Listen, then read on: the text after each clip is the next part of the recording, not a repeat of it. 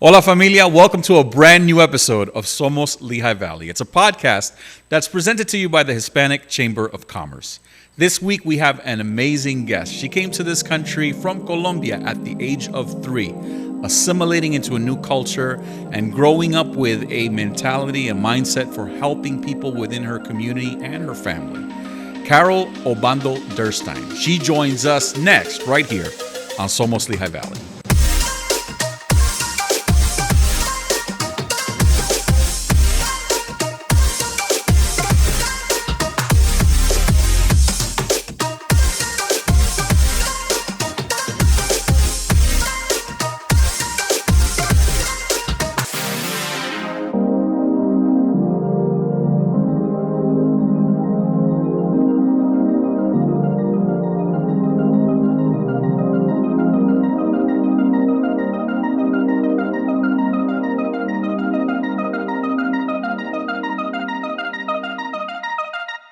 Are you a content creator? Do you want to be one? Maybe you have a YouTube channel, an Instagram, a Facebook, a TikTok. Maybe you have a great idea for a new channel, but you don't have the time, the equipment, or the space. Well, we have a solution for you. Welcome to Master Studios. Here at Master Studios, you have everything you need. Lights, cameras, microphones, and a fully equipped set ready for you to start creating.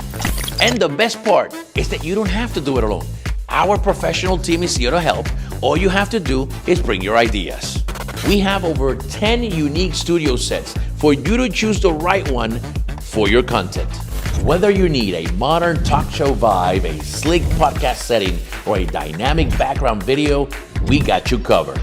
You want to edit your own video? No problem. We'll record it and give you the files. You want us to produce your videos? We got you. We got graphics, lower thirds, seamless cuts. We'll make sure your video stands out. Master Studios is right here in downtown Allentown, and we are waiting for you. Are you ready to turn that content idea into a reality? Well, check out our website, mstudiogroup.com.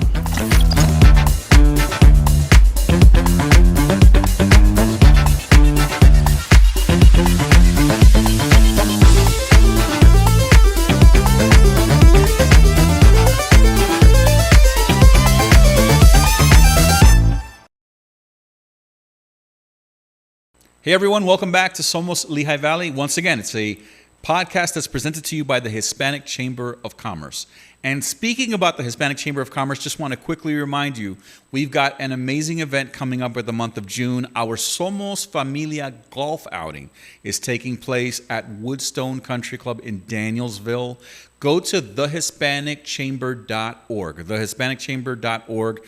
You can find out all the information about tickets and everything else that's going on, how you can get signed up yourself or your foursome to be part of this awesome day. We're going to have food, golfing, and we're just going to have generally a great time like we always do at all of our events. So hope to see you there at the Somos Lehigh Valley Golf Outing. Well, today, as I told you, we have a very special guest who I'm going to be interviewing. She is someone who I met several years ago through the Red Cross when I worked there and got to know even better at work. And now we want her and you to get to know each other a little bit better. It's Carol Obando-Derstine. How are you, Carol? Hello, happy to be here. Thanks so much for accepting the invite to come and be a part of the show. We certainly appreciate it. So we've got so much to cover, so much to talk about. You have such a very interesting story. And I think that recently folks found out that you're going to be running for the 7th Congressional District. And the first question everybody has is, well, who is this Carol person that is now a candidate? So I guess I figured, why don't we start at the very beginning? You know, you came from Colombia at a very young age. Talk to us a little bit about, like, you know, your young years there. Sure. As you came from another country. Yes, I came, like you said, at 3 years old. My parents waited years to earn their permanent residency to come here legally. And they came because they lived through a violent civil war and wanted to sacrifice everything for a shot at the American dream. And so we came, and it entailed a lot of challenges. We lived in a one-bathroom house with grandparents, cousins, aunts, uncles, because that's what survival looked like. Yeah. I think that that's very relatable because many families, during the 70s, 80s, left countries where there was a lot of turmoil. I know that, my family came from the Dominican Republic in the mid-60s, fleeing from civil unrest. So it's not very uncommon at all. One other thing that I noticed that we had in common with our stories is that as we grew up in those, large families, those Spanish families, we became the spokespeople or the assimilators or the translators, the interpreters for our family. Talk to us a little bit about that, about growing up fast in a Spanish family. Yes, you're exactly right. Growing up fast, and that's what I had to do. And I think that those experiences really instilled in me that fighting spirit. And so growing up, my dad worked in New York and had to take 2 buses to get to his job. In New Jersey, and right? we lived in North Jersey, yeah. And my dad, he started off as he drove a bakery truck, and then he eventually, in Colombia, he was a math and science teacher. But once he came to this country, he was doing something different. And so, and that's not uncommon, right? Either, that's not right? uncommon either, right? So he drove a bakery truck, and then he went back to school and studied electronics, and was able to get a good job as a hospital technician.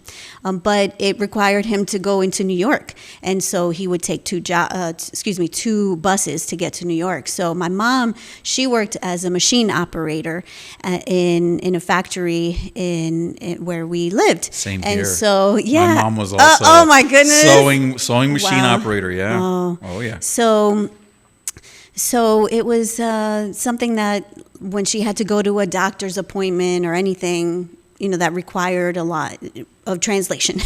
And so I had to grow up fast and be that translator and be that person that stood up for her. And because my dad really was tied up a lot during the week.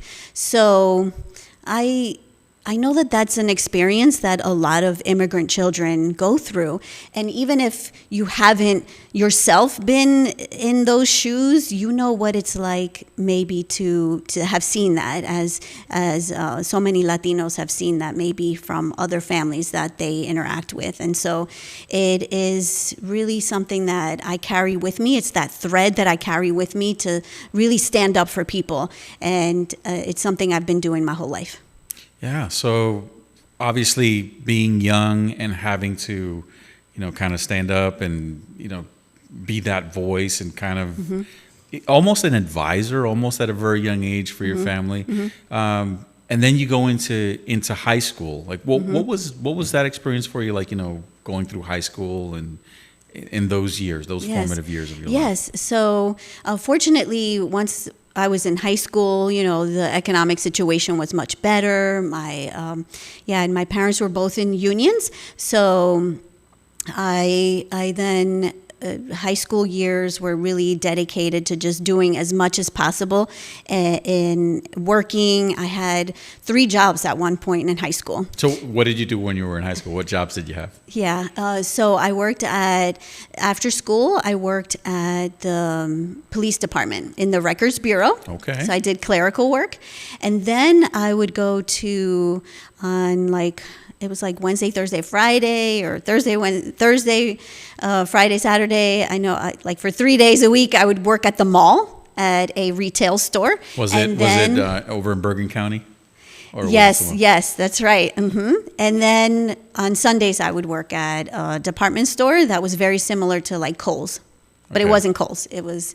Obviously, you couldn't work at the mall on Sunday because of blue law. That's right. Jersey, you know about Jersey. Yeah. Yes, I do. Yes, I do. So it was also, high school years were also marked with getting into as many clubs and activities as possible. I was also a candy striper. I volunteered.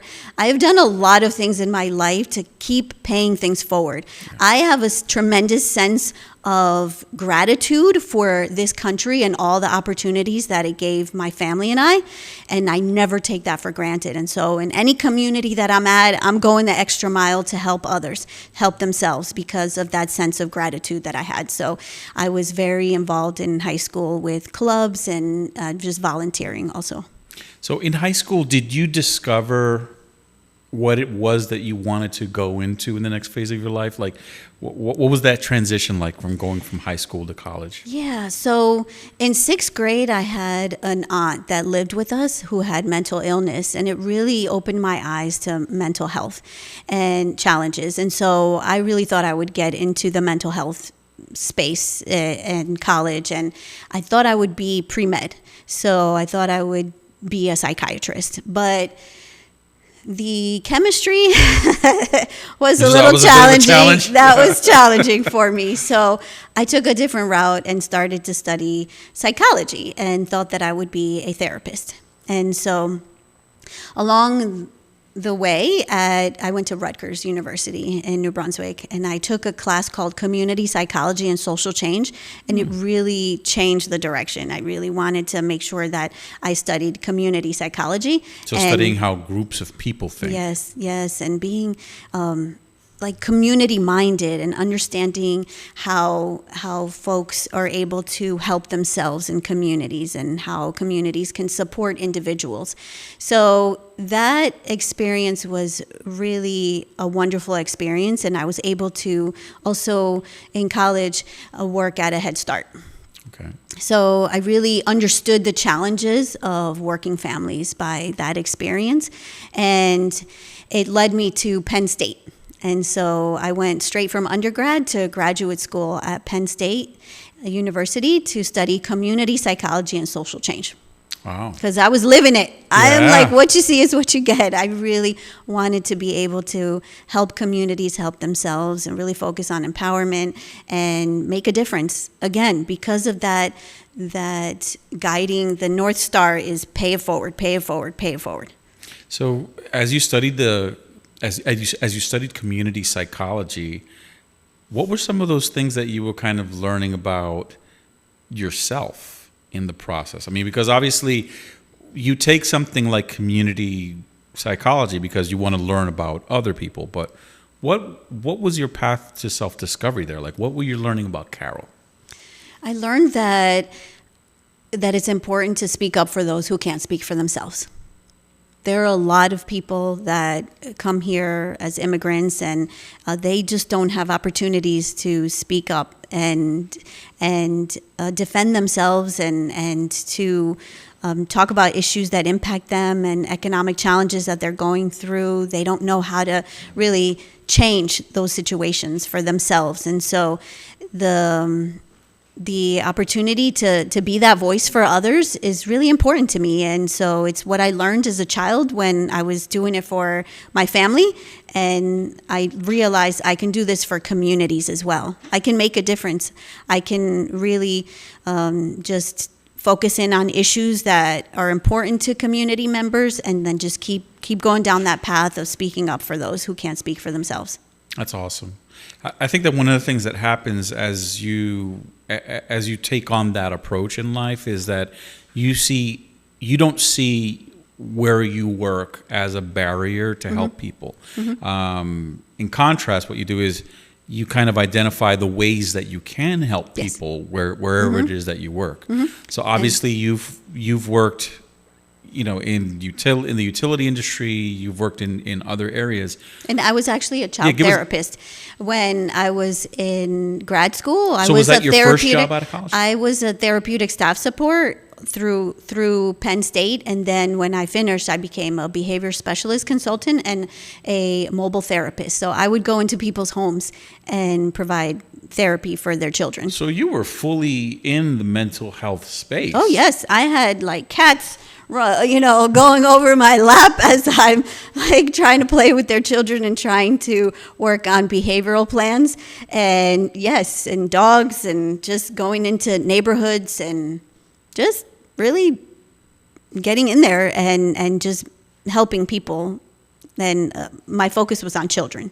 So I was a child therapist. So obviously you moved from mental health and child psychology into government, right? Because you started working at a politician's office. Oh yeah, and I left out a lot of the leadership roles. I know we're skipping Along the way, a yeah. lot, but Well, I had help us fill in the blanks. All right, because I want to make sure that folks know that I also had a lot of leadership roles after I no longer was a child therapist. I headed up different nonprofit organizations. I worked immediately after I worked as a child therapist.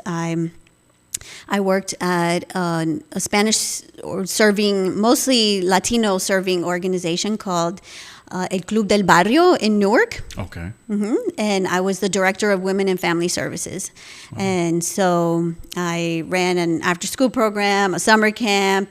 We had a food pantry, and we did a lot of things for the community. And then I also, after that experience, I became the executive director of Skills USA Council here in the Lehigh Valley.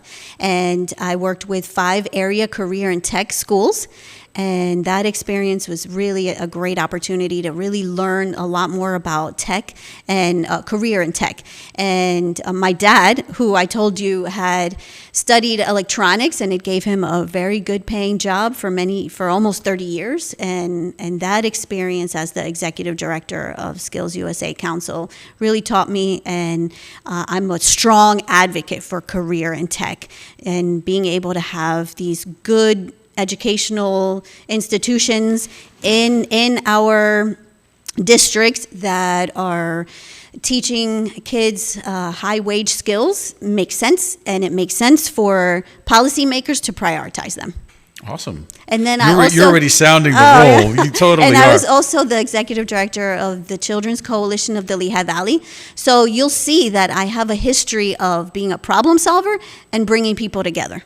So let's take a step back, because you talked to me about leadership roles in Newark, and you talked to me about leadership roles in the Lehigh Valley, but we didn't talk about how you got to the Lehigh Valley from Newark. So At what point in your life did you make that change? Was there something that caused you to move, or was it a decision that you made, or what is it that brought you to the Lehigh Valley? Yes, it's my marriage to my husband. So you met your husband when you were living in New Jersey? No, I met him at Penn State, and he was an electrical engineering student, and I was studying community psychology and social change, my master's program, and then we continued to date, and I worked in Newark, and then he ended up getting a job in Bethlehem, and so that's what caused me to move to the Lehigh Valley after we got married. And we have roots here. We've raised our kids here. He's worked here the entire time, and so have I. Wow. Okay. So that's important, because one of the things that people usually ask when we do the podcast is, what is it that brings people to the Lehigh Valley? In your case, it was love and family and a job, but what kept me here. So that's what brought me here. But what kept me here is a love for this valley, and I cannot imagine living anywhere else. Oh, that's awesome. So as we're talking about the Lehigh Valley, Carol, obviously you've had roles here, like you just said, leadership roles with nonprofit organizations. I met you obviously through your relationship with the American Red Cross, being on that board, and then later I met you, through work, or got reacquainted with you through work, as we were both worked at PPL. How have you kind of maintained that sense of helping the community, helping others through your journey here in the Lehigh Valley? Well, it's something that's at the core of who I am. I help others. And so when I saw an opportunity to work for Senator Casey, I went for it. And I wasn't sure if I would get it because I did not have a political science background. I just had experience in the community, helping people help themselves. And I was successful. So I was his regional manager covering Lehigh, Northampton, and Carbon counties, which encompass the district. The district does have a little piece of Monroe, but the largest parts are those 3 counties. And I represented him in this region. And so day in and day out, we were putting people in touch with the services they needed. And I also learned a lot about what a good legislator look like. And it was really about listening to constituents. And I did a lot of that. I made sure that I made myself available, and I would also just be able to share those concerns with the senator's team in DC and with the senator. So it was a really eye-opening opportunity to really learn so much about the whole region. That's awesome. Mm-hmm. So as part of, I guess, working that closely with Senator Casey, I'm assuming that, you're looking at your experience in psychology, you're Mm-hmm. looking at the fact that he's doing legislation, mm-hmm. But it seems like there was the thing that kind of tied things together for you was truly caring for other people and making sure that other people were better off. Yes. Is that right? That's right. That's Yeah. right. What you see is what you get. And I have a history, a work history, and also a volunteer history. Because I have only been telling you about what I've been paid to do. Yeah. But I have a long history of being a community volunteer. I was also on the Governor's Advisory Commission on Latino Affairs. That is an unpaid position. It's because you care Yeah. about the community and you want to make sure that the governor is aware of issues that are important to our community. It's also the volunteer experiences that I've had have also been at the Wildlands Conservancy because I care about sustainability. I've been a volunteer for the Chamber for almost the entire time I've been here, over 2 decades. I have volunteered for numerous things through and including serving on the Board of Governors. Yeah. So I was a troop leader for Girl Scouts for 7 years. I was in Rotary, and so it's just a history of throughout my adult life of volunteering for or working in organizations and entities that are helping others, the most vulnerable. So here's a question for you, Carol. What do you think has been the greatest challenge that you've had to overcome yourself, whether it's professionally or just in general? The greatest challenge has been just to really get people to care about different issues. And so I think that's a challenge for so many people. Because when you're so passionate about something, you're like, I want to make a difference. I want this to get better. And there's still a lot of apathy for a lot of different things. And so that's why I'm running, because I want to make a difference and I want to stand up and fight back, because I see a lot of things that are coming down from the federal government that are having a negative impact and will continue to have even a larger impact, negative impact on our communities. So whether it's healthcare and taking healthcare away from a lot of vulnerable populations, there's just, like right now we're living through a time of real chaos and families are feeling it.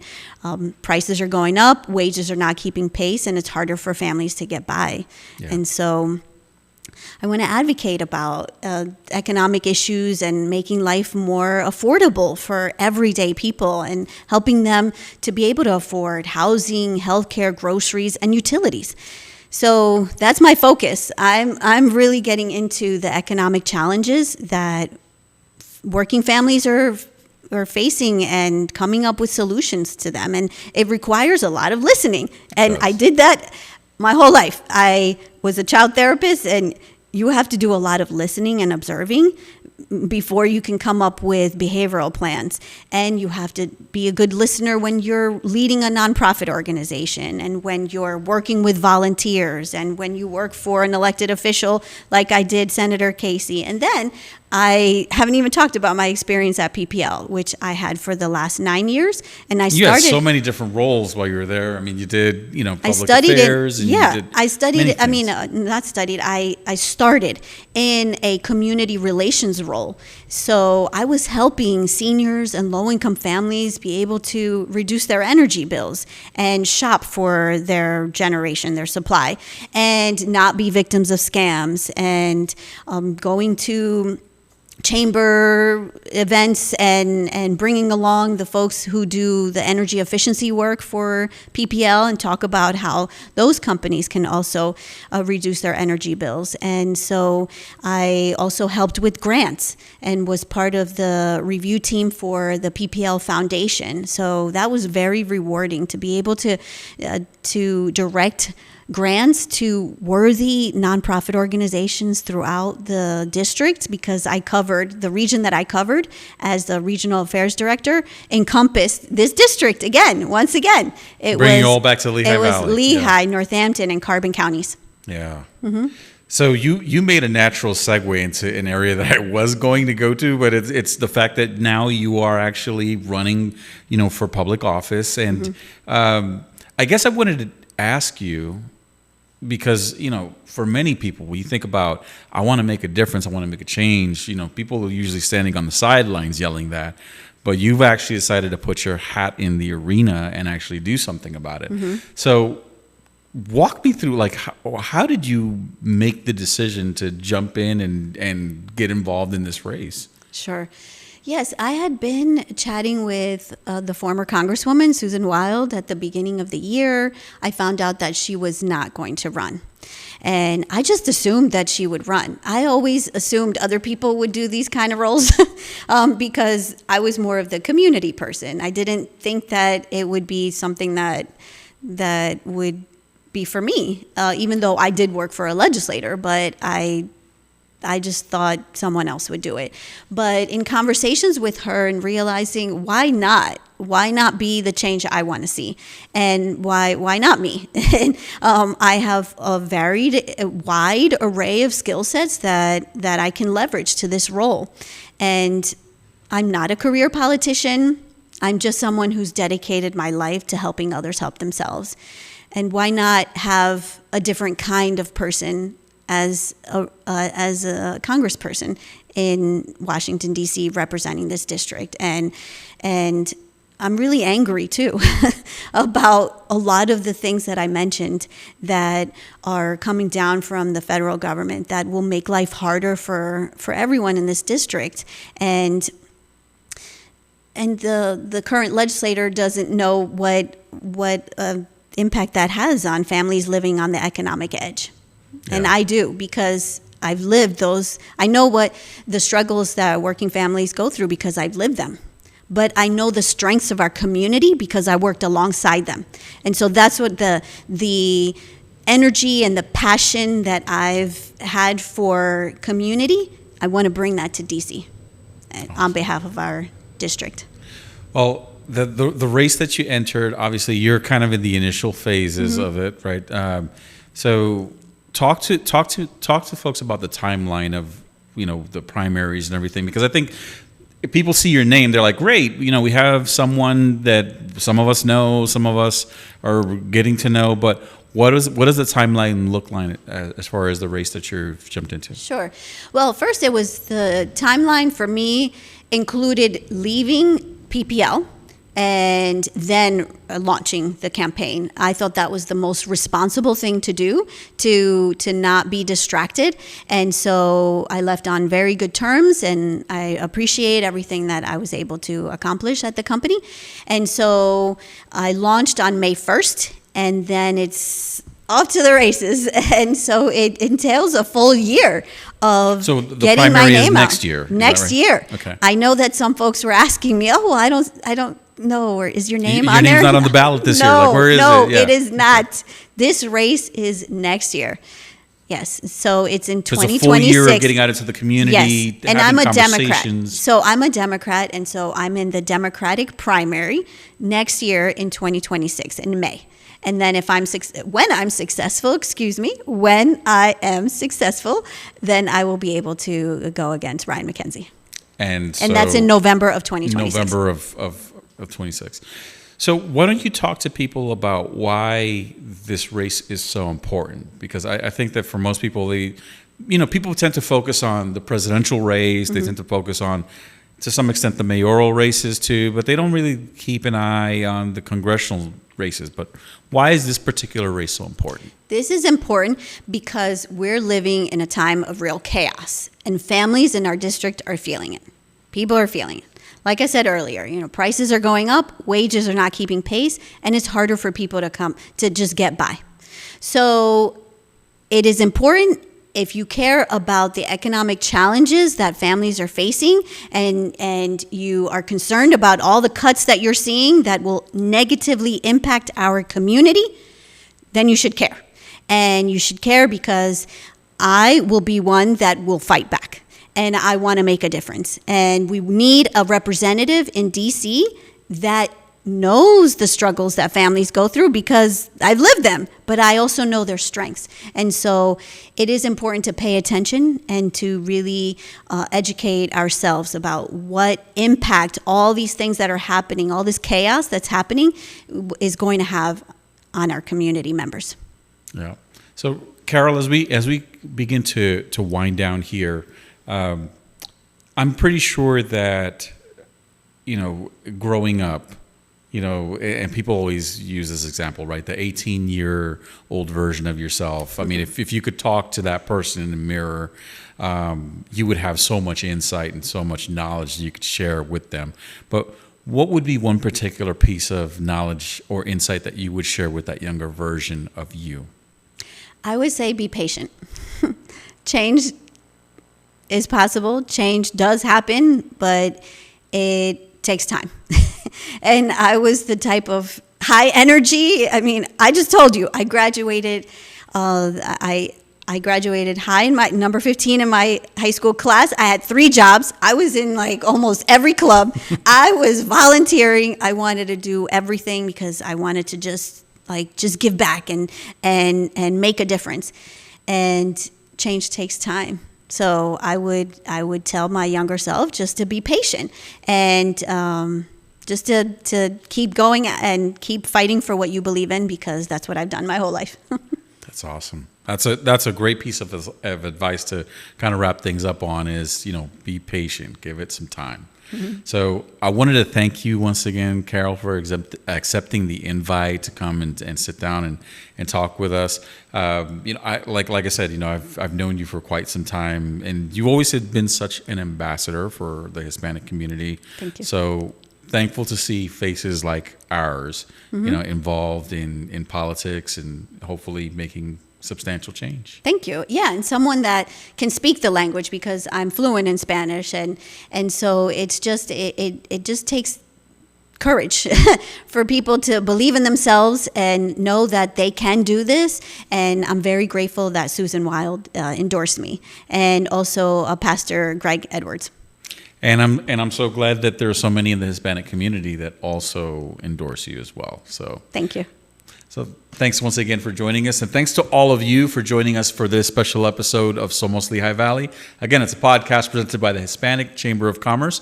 If you want to learn more about the Hispanic Chamber of Commerce, you can go to our website, which is thehispanicchamber.org. You can find out all about events and where we donate in the community and how we're involved. You can also follow us on Instagram and on Facebook, looking for HCCLV. On those platforms. We're also on YouTube. So if you want to see past episodes of this podcast, you can go on there or go anywhere where you can stream the things. We're on Spotify, Apple Music, Amazon Music, anywhere of those places where you stream music or stream podcasts, you can locate this show and follow us so that you're notified when we have future episodes. So hope to see you on a new episode. Until then, Love, peace, and adobo.